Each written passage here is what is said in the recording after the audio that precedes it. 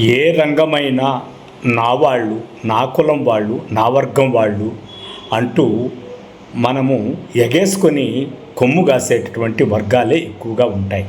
అది సినిమా పరిశ్రమలో ఏమీ అతీతం కాదు. ఆ రోజుల్లో రామారావు, నాగేశ్వరరావు మంచి బిజీ షెడ్యూల్లో ఉన్నప్పుడు కొత్త వాళ్ళు రావడానికి భయపడేవాళ్ళు. ఎందుకంటే రామారావును కాదని, నాగేశ్వరరావును కాదని ఇంకో కొత్త ఆర్టిస్ట్ని కానీ, కొత్త టెక్నీషియన్ కానీ తీసుకురావాలంటే వాళ్ళకి ఎక్కడ దూరం అవుతావో అనే భయపడేటటువంటి వాళ్ళు. రాను రాను కృష్ణ రావడంతో కొంత మార్పు వచ్చింది.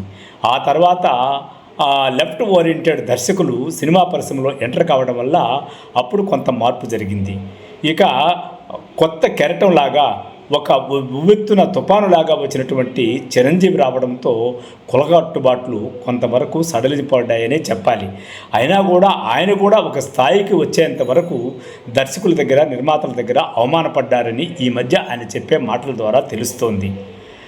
అయితే ఆ విధంగా ఉన్నటువంటి ఈ సినిమా పరిశ్రమలో ఇప్పుడు దర్శకుడు అనేవాడు రాణించాలంటే ఎన్నో విధి విధానాలు, అంటే వాతావరణము, ఆ యొక్క వర్గము, ఆ యొక్క క్రియేటివిటీ, ఇవన్నీ ఉండాలని మనం చెప్పుకుంటూ ఉంటాం. నిజానికి టాలెంట్ విషయంలో హై లెవెల్లో ఉండేటప్పుడు ఏ కులము పనిచేయదు, ఏ వర్గము పనిచేయదు, ఏ ఆలోచన విధానం పనిచేయదు.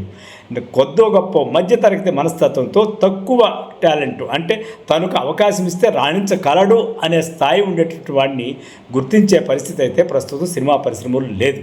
కాబట్టి పోటీ ప్రపంచంలో హయ్యెస్ట్ టాలెంట్ ఉన్న వాళ్ళకి తప్ప సాదాసీదా టాలెంట్ ఉండి అవకాశం ఇస్తే వాళ్ళు రాణించగలరు అనే స్థాయి ఉండేటటువంటి వాళ్ళకి సినిమా పరిశ్రమలో ఇప్పుడు బొత్తిగా అవకాశాలు లేవు.